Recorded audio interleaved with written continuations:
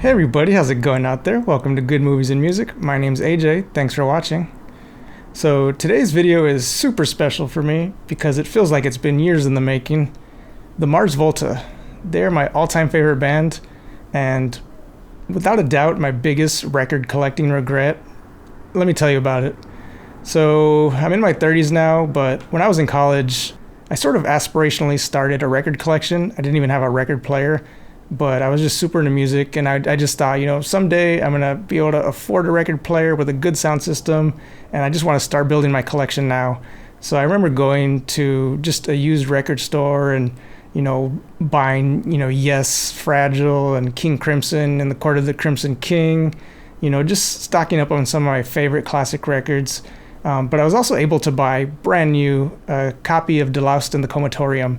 It was the limited edition silver vinyl, and man, yeah, that purchase, that was one of my proud purchases. But then, of course, I graduated from college, and the job market was rough at the time, and I needed money. And I just, to this day, I still regret it, but I ended up selling, the dozen or so vinyls that I'd managed to collect, during my years in college. And I just assumed, I'm just going to sell them now, and in a year or two, I'll have a nice job, and I'll be able to buy them back. Little did I know that Deloused in the Comatorium, as well as pretty much any record that the Mars Volta releases, those things they become super rare and super expensive. I mean, yeah, they're records on Discogs. Try to buy Deloused in the Comatorium on Discogs. It's going to cost you $500 for just like a version rated at very good, let alone a mint condition, forget about it. So yeah, I've always just really regretted the fact that I sold my record collection, including that Mars Volta record. So all this time I've just been hoping and wishing that the Mars Volta would reissue their whole discography on vinyl. Enter Clouds Hill, which is a record label out of Germany, and they partnered with the Mars Volta to reissue their whole discography this year. They started with this big, amazing box set, which I was unfortunate to not be able to get my hands on. Honestly, though, I probably couldn't have afforded it. I definitely would have just been going into debt to try to buy it. But I held out hope, and honestly, I just pretty much assumed that they would do single reissues once the box set had sold out. It's a license to print money. Why wouldn't you sell them as individual records, especially with the box set pretty much selling out immediately? And sure enough, it happened. They're reissuing every single album, one by one month at a time, starting this month in June with their debut EP, and that is Tremulant. So yeah, this is not a first-time listen. I actually still own my CD copy of the original Gold Standard Laboratories issue of this EP. Came out in 2002. And yeah, so I've heard it, more times than I can count. But it has been a couple of years, I want to say, since I've listened to the whole thing through. I do still listen to Concertina. That's my favorite track on there. But if I'm being honest, I find myself most of the time listening to the unreleased version that was recorded during the Deloused sessions. People call it the post-Tremulant version. I actually find myself listening to that version more than the EP version.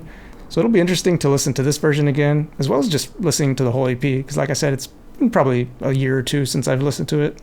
And this is my first time listening to it on vinyl, which, man, I'm so excited. So yeah, I thought I'd go ahead and do that on this channel. So let's go ahead and open it up. Let's take a look what we got here. So here it is, the reissue by Clouds Hill, and they got that Clouds Hill sticker on there. Has the Rodriguez Lopez Productions logo on here as well. An insert. Yep, we got an insert. Got some pictures of the Mars Volta, as well as looks like the lyrics on here. That's nice. The Mars Volta is a band that you do want a lyric sheet with. Yeah, very cool. I don't think I've ever seen the actual official lyrics for this printed anywhere. If you can see from the promo photo, it's the actual original lineup of the band, and this is the only officially released recorded material from the original lineup, which this is before they had Juan Alderete on bass, they had Ava Gardner on bass, and they had a sound manipulator in the band. That was Jeremy Michael Ward, rest in peace, cousin of Jim Ward, I believe, who was a former bandmate of Omar and Cedric in At the Drive-In. And so obviously it looks like they replaced the GSL from the Gold Standard Labs catalog. Now they have CH187 because it's 187 on a vinyl record. And by the way, I'm pretty new at collecting vinyl. Like I said, back in college, I'd started a collection, but in terms of this new collection, starting from scratch, it's only been about a year and a half. So I feel like I'm still pretty much a novice at this. So if y'all have any recommendations for, like inner sleeves to replace these paper sleeves, because I hear these aren't great. So if you have any recommendations for replacement inner sleeves, let me know in the comments. Same with exterior, plastic liner protectors. I'm thinking about getting those just to protect my covers. So yeah, let me know about those as well if you have any recommendations. All right, the moment we've all been waiting for. Let's do this. Let's go. I love that Volta really, especially early on, really embraced these sort of ambient electronic soundscapes. Felt like an homage to a lot of 70s prog. You think about King Crimson, 21st Century Schizoid Men. And yeah, that song starts with like 20 or 30 seconds of just sort of an ambient soundscape before it just blasts you with that amazing just opening chord. It's been a while since I've listened to Cut That City. How do y'all feel about Tremulant EP just in terms of their overall discography? Oh wait, here we go.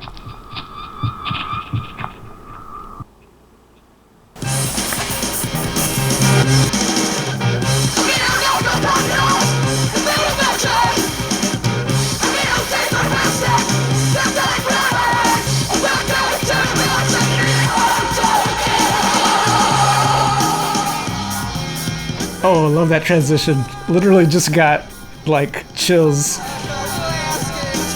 Landscape Tantrums. Well, that's where they got the name for that, the last album. Shifting on the Richter scale. This is actually a great song to be their first song that anyone heard post At the Drive-In, because it's their most At the Drive-In sounding song. But this is like a way to ease in the old fans. Hints of prog, but still very much just a post-hardcore song. John Theodore, all-time great drummer. Oh, that part sounds very reminiscent of Take the Veil Serpentaxed.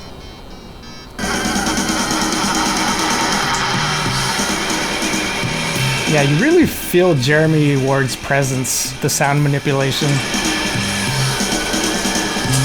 There's just like a wateriness or a fluidity, and it's just Jeremy Ward just warping the sound and just playing with the sound.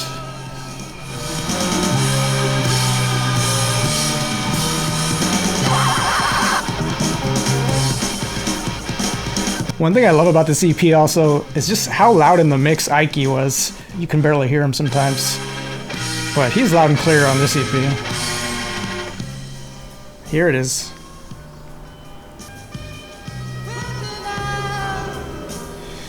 Who'll come clean all the ravenous debris?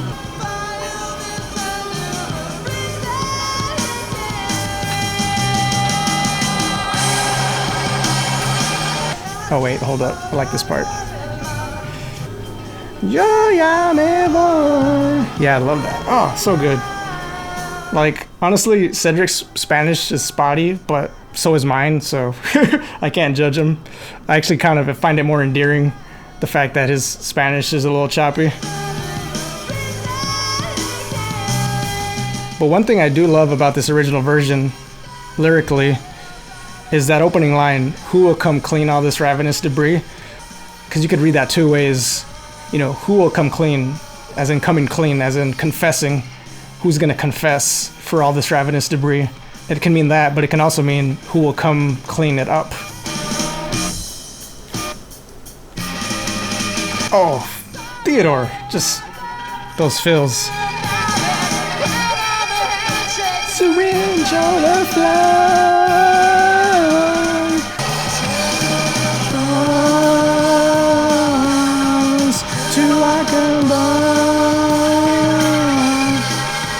There's Ike. Oh, that organ sound. Rest in peace, Ike, man. One of the goats.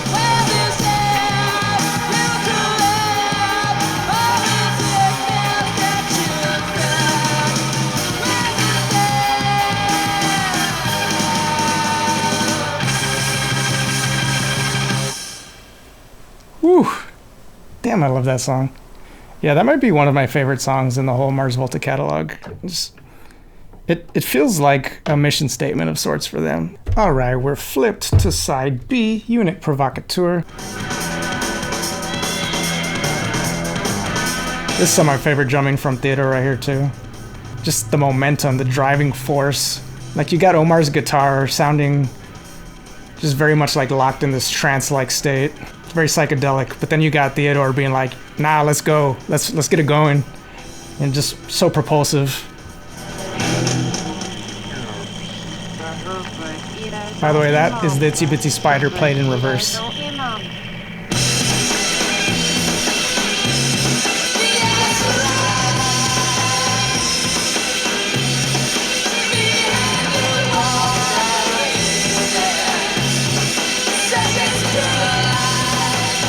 I love that imagery, by the way. The idea of seconds colliding.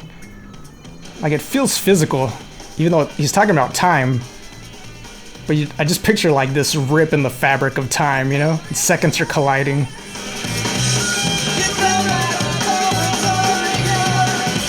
Lost in the crematoria.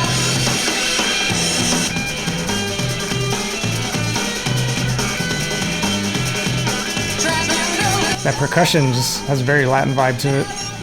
I love that the Mars Volta was not shy at all about leaning into their Latin roots.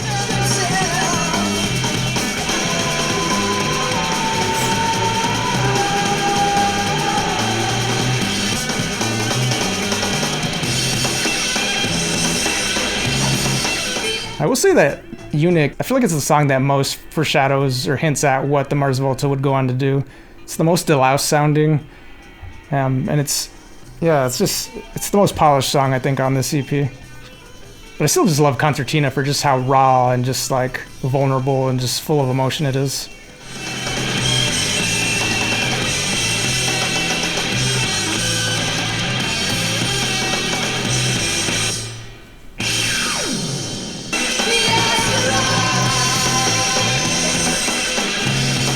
Oh man, I'm hearing Ike in this part in a way I've never heard before. Oh, I love this part. I'm pretty sure they used the same effect at the end of Drunk Ship of Lanterns on Deloused.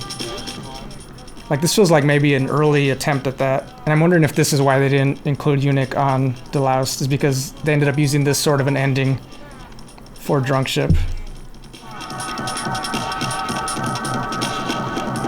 Yeah, this part is reminiscent of the end of Cygnus, Vismund Cygnus on Francis. I don't know if it's just because the Mars Volta is my favorite band and I've just listened to them like obsessively, but I do feel like they are a band that rewards obsessive listening because they so often will have the spark of an idea on an earlier piece of work and then refine it and bring it back later on in a different album and have like a more refined, filled out version of that same idea. You know, I feel like I've seen comments to the effect of like people who, you know, really like the Mars Volta's music but don't like these ambient passages, think that it's filler. But to me, it's part of the experience. Like, to me, this stuff's as important as the rest of it. You know, it's all part of creating the mood and the vibe and the whole experience. You know, this is part of the journey. You know, I don't ever skip this stuff when I listen to the records, even if I'm just, you know, I've never owned these on vinyl, so I've only listened to them on CD and MP3. But I still never skip, you know. What a great EP. I mean, definitely feels transitional. It's not a fully realized Volta. It's like very much like proto-Mars Volta. You know, but it was a good bridge, I feel like, between At the Drive-In and even between, you know, their other side project that they had. They had De Facto, which was Omar and Cedric and Ike, and, you know, which was kind of more of a dub, ambient, electronic project. You could feel some of that in this, as well as some At the Drive-In in this.